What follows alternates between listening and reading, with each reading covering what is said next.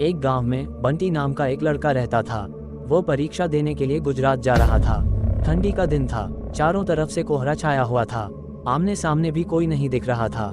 पूरे 15 घंटे के बाद वो गुजरात पहुंच गया था।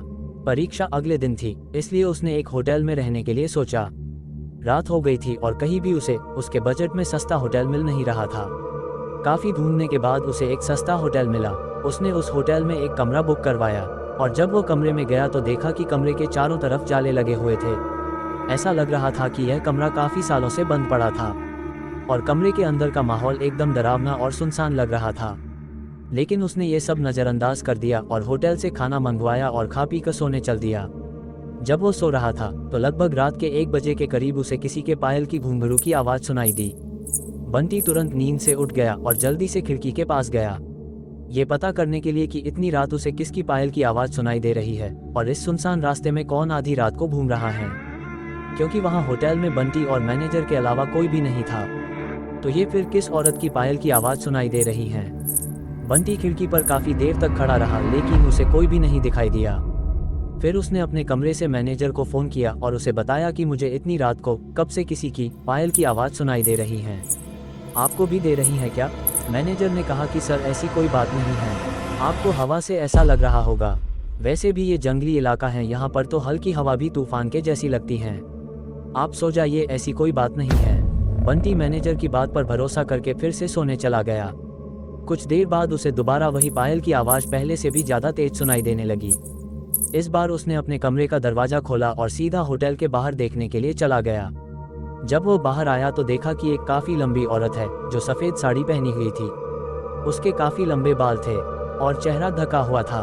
वो अपने हाथ में एक नारियल लेकर के होटल के चारों तरफ चक्कर लगा रही थी। ऐसा लग रहा था कि मानो अपने पायल की आवाज़ से किसी को बुला रही हैं। बंटी दौड़कर उसके पास गया लेकिन वो तुरंत ही गायब हो गई और चारों तरफ कोहरा ही कोहरा फैल गया। बंटी भी थोड़ा घबरा गया क्योंकि जिस औरत को वो सामने से देखा था अब वो नहीं दिख रही थी। बंटी अपने होटल में वापस जाना चाहा लेकिन फिर उसे दोबारा पायल की आवाज़ सुनाई देने लगी। बंटी अब उसे ढूंढते हुए जंगल की ओर जाने लगा। चलते चलते वो अपने होटल से कितनी दूर आ गया उसे पता ही नहीं चला। फिर उसने उस घने जंगल में कुछ ऐसा देखा कि उसका दिल दहल गया। उसने देखा कि उस औरत ने एक पीपल के पेड़ के नीचे 5-6 लाश रखी थी और बारी बारी से एक एक को नोच नोच कर खा रही थी।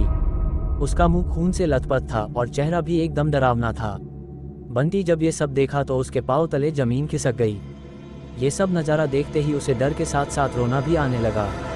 उसे लगा कि वो चुड़ैल अब उसे भी मार देगी क्योंकि अपने पायल के आवाज़ से वो उसे यहाँ तक लेकर आई है। लेकिन उसने हिम्मत से काम लिया और वह हनुमान चालीसा पढ़ते पढ़ते धीरे से वहाँ से भाग गया ताकि वो उसे देख ना ले। बंटी ने जैसे ही वहाँ से भागने की कोशिश किया वो चुड़ैल अचानक उसके सामने आ गई और उसे इशारों से अपने अड्डे पर ले जाने लगी जहाँ पर उसने लाशें रखी थी। बंटी हनुमान जी का जाप करके इतनी तेजी से वहाँ से भागा कि मानो जैसे उसके अंदर किसी की शक्ति आ गई हो। भागते भागते सीधा वो अपने होटल के पास वापस आ गया। वहाँ थोड़ी देर रुका तो उसे एक आदमी दिखाई दिया। उसे देखकर ऐसा लग रहा था कि ये अच्छा आदमी है। वो बंटी के पास आकर बोला, अरे भाई क्या हुआ तुम्हें, इतना डरे हुए क्यों हो? बंटी ने सारा किस्सा उस आदमी को सुनाया तो उसने बताया कि भाई तुम बहुत किस्मत वाले हो कि आज तुम बच गए, वरना वो तो किसी को भी नहीं छोड़ती। और तुम इस होटल में क्या कर रहे हो, इसको तो बंद हुए काफ़ी साल हो गए। बंटी ने जब उस आदमी का इतनी बात सुनी तो उसके डर कर मारे पसीने निकलने लगे। फिर वो आदमी बताने लगा कि इस होटल में बहुत साल पहले 4-5 लड़कों ने एक लड़की का भयानक तरीके से रेप करके उसे जान से मार दिया था। लड़की तो मर गई लेकिन उसकी आत्मा आज भी अपने बदले की आग में यहाँ भटकती है। जो भी रात के समय में इस रास्ते से गुजरता है सबको अपने कब्जे में कर लेती हैं और मार देती हैं। और कुछ दिन बाद इस होटल पर पुलिस का छापा पड़ा, तब से ये होटल बंद है। बंटी ने जब उस आदमी की पूरी बातें सुना तो वो बहुत जोर जोर से रोने लगा, ये सोचकर कि आज तो मैं मर ही जाता। फिर वो आदमी ने बंटी को चुप कराया और बोला, चलो आज रात तुम मेरे घर रह लो, मेरा घर पास में ही है। बंटी ने उस आदमी को बहुत धन्यवाद किया और उसके साथ उसके घर चला गया और अपने आप से एक वादा किया कि आज के बाद वह भूल कर भी कभी अनजान जगह पर नहीं जाएगा। आपको हमारी यह कहानी कैसी लगी हमें कमेंट में ज़रूर बताएं और हमारी इस वीडियो को लाइक करें और अपने दोस्तों के साथ शेयर करें। यदि आप हमारे चैनल पर नए हैं तो सब्सक्राइब करें हमारे YouTube चैनल को।